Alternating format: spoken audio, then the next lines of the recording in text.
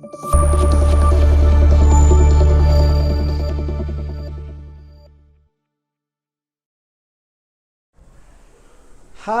Hello, నమస్తే, ఆదాబ్. Welcome to our channel blissful retirement. నేను మీ సాయిబాబుజీని. మన బ్లిస్ఫుల్ రిటైర్మెంట్కి మీరు ఇస్తున్నటువంటి ఆదరణకి అందరికీ కూడా కృతజ్ఞతలు తెలియజేస్తున్నాను. నాకు చిన్నప్పటి నుంచి కూడా కొత్త కొత్త ప్రదేశాలను చూడాలన్నా, ముఖ్యంగా హెరిటేజ్ సైట్స్ అంటే రాజుల యొక్క కోటలు, అలాగే పురాతన ప్రదేశాలు, పిలిగ్రిమేజ్ పుణ్యక్షేత్రాలు, ఇటువంటివి చూడటం, కొత్త విషయాలు నేర్చుకోవడం అన్న చాలా ఇంట్రెస్ట్. అందులో భాగంగానే మరి కొన్ని ప్రదేశాలు నేను తిరగడం జరిగింది. వాటిని మన బ్లిస్ఫుల్ రిటైర్మెంట్ ఛానల్ ద్వారా మీ ముందుకి తీసుకురావడానికి ప్రయత్నిస్తున్నాను. ఈరోజు మీ ముందుకి ఒక కొత్త ప్రదేశానికి తీసుకెళ్తాను. ఎక్కడ స్కిప్ చేయొద్దు. ఒక్క సెకండ్ మిస్ అయినా ఒక అద్భుతమైన సన్నివేశాన్ని మిస్ అవుతాం. అందు గురించి చెప్తున్నాను. వీడియో చూశాక లైక్ చేయటం మర్చిపోకండి.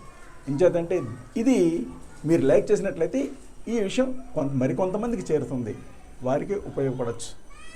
అలాగే ఇప్పటివరకు సబ్స్క్రైబ్ చేయకుండా ఎవరైనా ఉన్నట్లయితే మరి సబ్స్క్రైబ్ చేయవలసిందిగా కోరుతున్నాను.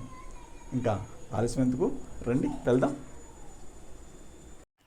సద్గురు సన్నిధి అనేటటువంటి ఈషా ఫౌండేషన్ ఆధ్వర్యంలో సద్గురు శ్రీ జగ్గి వాసుదేవ్ బాబా గారు భారతదేశంలో 2 చోట్ల ఏర్పాటు చేసి చక్కగా నిర్వహిస్తున్నారు.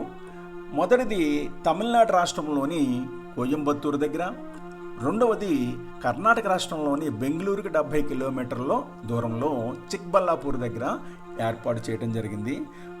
చాలా చక్కని లొకేషన్లో, అంటే కొండల నడుమ ఇది ఏర్పాటు చేయబడింది అనమాట. నేను ఒక రోజున మా కుటుంబంతో సాయంత్రం 5 గంటలకల్లా అక్కడ చేరుకున్నాము. ఒక్కసారి ఆ ప్రశాంతమైన వాతావరణంలో, విశాలమైన మైదాన ప్రాంతంలో కొండల నడుమ స్వామివారిని చూడగానే మనసు చాలా ప్రశాంతత పొందింది. 1 గంట సేపు మొత్తం అంతా కూడా సందర్శించి ఇక వెళ్ళిపోదాం అనుకుంటున్నాం అనే సమయంలో ఎవరో లేజర్ షో ఉందని చెప్పారు. సరే, ఎంతవరకు వచ్చాం కదా, లేజర్ షో కూడా చూసి వెళ్దాం కదా అని ఆగటం జరిగింది. కాకపోతే కొద్దిసేపటికి వెక్స్ అయ్యి వెళ్ళిపోదాం అనుకుంటున్నాము. ఈలోగా 7 గంటలకి చీకటి పడింది. స్వామివారి మీద లైటింగ్ ఫోకస్ చేసి వెనకాల శవస్తుతి మ్యూజిక్ పెట్టారు. 7:25 అయింది. ఇంకా షో మొదలవుతుంది అనుకుంటున్నాము. ఈలోగా కరెంట్ ఫెయిల్ అయ్యి గ్రౌండ్ అంతా కూడా చెమ్మ చీకటి అయిపోయింది. ఒక్కసారి ఉసిరు మంది అందరికీ, ఏమిటి ఇప్పుడు దాకా బాగానే ఉంది, షో మొదలవుద్ది అనుకుంటే ఎలాగైంది అనుకుంటుంటే ఒక్కసారిగా మా ఎదురుగా ఆకాశంలో చంద్రవంక కనపడింది. అందరూ ఆశ్చర్యపోయాం. ఏంటి ఇప్పుడు దాకా లేదు కదా, ఇది ఎక్కడి నుంచి వచ్చింది అనుకుంటే అది ఎంత పోసి ఆది యోగినాథ్ యొక్క జటాజూటంలోని నెలవంక. ఫస్ట్ లేజర్ షో అక్కడి నుంచి మొదలైంది. అది అలా నెమ్మదిగా మరి స్వామివారి అంతటా కూడా లైట్ ఫోకస్ అయ్యి ఒక్కసారిగా అందరం కూడా ఆహా అని అనిపించింది అనమాట. అందరం కూడా ఎంతో హ్యాపీ ఫీల్ అయ్యాం. ఇక అక్కడి నుంచి మొదలైందండి. ఆ నల్లని 112 అడుగుల ఆదియోగినాథ్ స్టాచ్యూయే ఒక స్క్రీన్ కింద ఉపయోగించి పంచవర్ణాల్లో ఈ షో జరగడం అనేది మమ్మల్ని అందరినీ కూడా కట్టిపడేసింది, మంత్రముగ్ధులు చేసిందనమాట. ఎవరో కూడా కనురెప్ప మూయలేదు. ఎక్కడ కనురెప్ప మూస్తే ఏం మిస్ అవుతామో అని చెప్పేసి అని అనిపించింది. ఆ స్టాచ్యూ మీదే సప్త సముద్రాలు ఉప్పొక్కుతున్నటువంటిది, భోనభోరంతరాలు మరి అగ్ని పర్వతాలు పేలుతున్నటువంటి సన్నివేశాలు అద్భుతం. అలాగే స్వామివారి మెడలో నాగేంద్రుడు మెడ చుట్టూ ఒక్కసారి తిరిగి కుడివైపున వచ్చి పడగ విప్పడం చాలా అద్భుతమైన సన్నివేశం. నిజమైన నాగేంద్రుడు అక్కడికి వచ్చాడని అనిపించింది. ఇంకా ఈ షోలో ప్రతి ఒక్కరిని కట్టిపడేసేది ఏంటంటే సప్తఋషుల గురించి చెప్పారు.